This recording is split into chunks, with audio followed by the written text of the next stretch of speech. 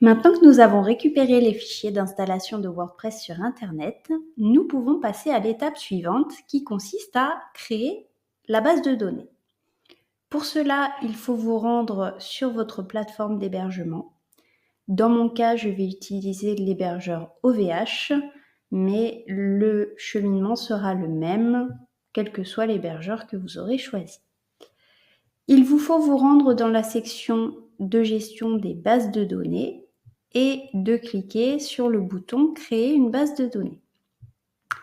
Ici sur OVH, cela ouvre une pop-up qui va nous demander plusieurs réglages. Le premier des réglages, c'est le choix de type de base de données que l'on souhaite créer.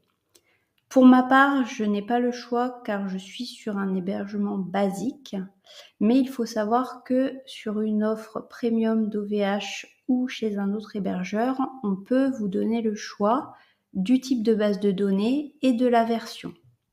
Ce qu'il faut savoir, c'est qu'avec WordPress, il y a deux types de bases de données qui sont prises en charge.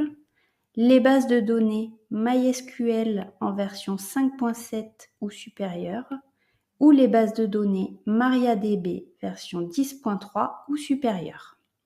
Si vous essayez d'installer WordPress avec un autre type de base de données que ces deux-là, il y a de grandes chances pour que ça ne fonctionne pas.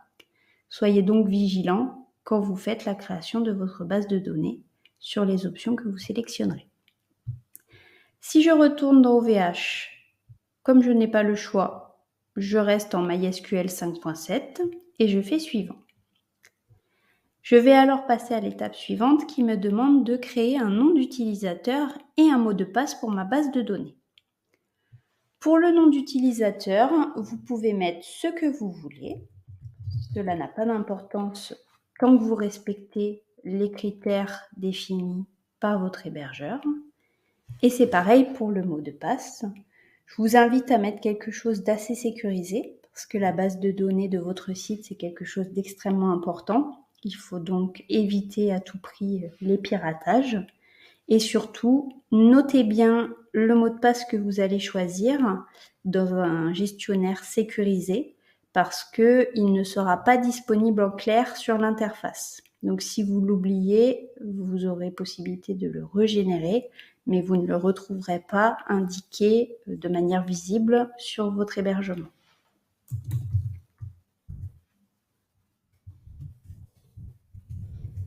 Donc là, j'indique le mot de passe de mon choix.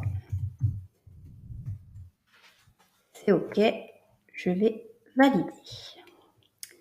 J'arrive alors à la pop-up de confirmation des informations que j'ai choisies. Je vérifie, cela me convient, je valide. J'ai alors un message de confirmation qui s'affiche, m'indiquant que ma base de données est en cours de création. Normalement, c'est une opération qui est assez rapide. Donc, si j'actualise ma page, je devrais la voir apparaître. C'est bien le cas, elle apparaît ici. La base de données est donc bien créée et c'en est fini pour cette nouvelle étape.